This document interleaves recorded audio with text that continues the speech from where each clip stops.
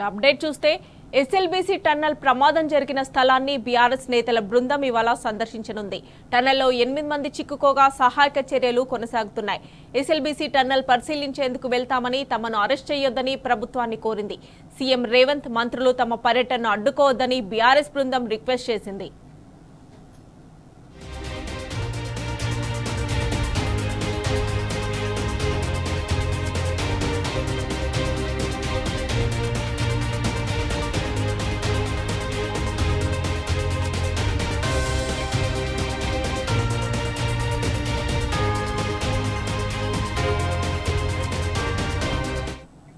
ఇదే అంశానికి సంబంధించి మరిన్ని డీటెయిల్స్ మా ప్రతినిధి లివిల్ అందిస్తారు. లివిల్ చెప్పండి, ఎస్ఎల్బీసీ టన్నల్ ప్రమాదం జరిగిన స్థలాన్ని ఇవాళ బీఆర్ఎస్ బృందం సందర్శించనుంది కదా, డీటెయిల్స్ ఏంటి?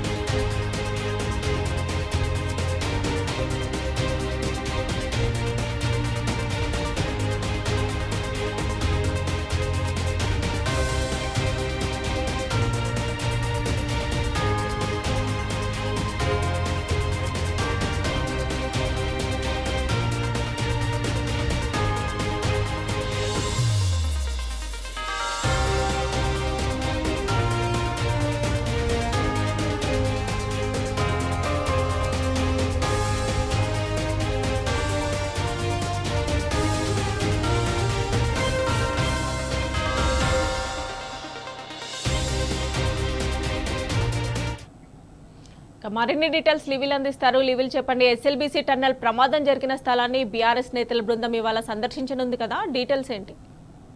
ఇవాళ ఏదైతే ఎస్ఎల్బీసీ టన్నల్ కొలాప్స్ అయ్యి దాదాపు 4-5 రోజులు గడుస్తుంది. అయినప్పటికీ కూడా ఇవాళ 5 రోజుల నుంచి కూడా ఇవాళ కనీసం కూడా ఎవరైతే బాధితులు ఉన్నారో వారిని కాపాడే ప్రయత్నంలో ప్రభుత్వం పూర్తిగా వైఫల్యం చెందింది. ఏం జరిగిందని చెప్పడంలో కూడా ఇప్పటికీ ప్రభుత్వం చెప్పడం లేదు. అంతేకాకుండా ఏదైతే గత 4 రోజుల నుంచి సహాయ చర్యలు, కానీ ఆ సహాయ చర్యలు ఎంతవరకు, ఎందుకు ప్రమాదం జరిగింది, ప్రమాదానికి సంబంధించిన వివరాలు చెప్పడంలో కూడా ప్రభుత్వం పూర్తిగా వైఫల్యం చెందింది.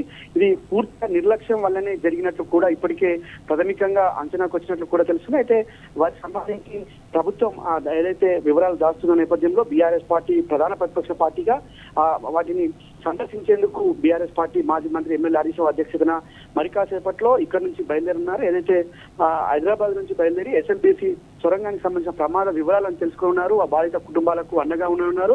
ఆ బాధిత కుటుంబాలని పరామర్శించనున్నారు.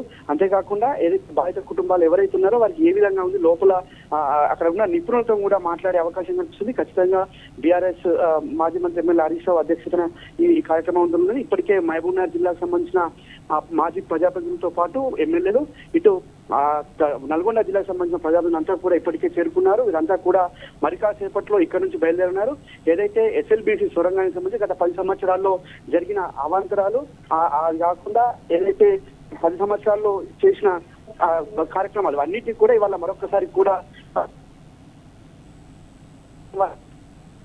అన్ని కూడా ఇవాళ కావాలని చేస్తున్న నేపథ్యంలోనే ఖచ్చితంగా ఈ ప్రజలకు తెలవాలి, తెలంగాణ ప్రజలకు తెలవాలి. ఎస్ఎల్బీసీ సొరంగం వివరాలను, ఎస్ఎల్బీసీ జరిగిన ప్రమాద ఖచ్చితంగా తెలపాల్సిన అవసరం ఉందని చెప్పి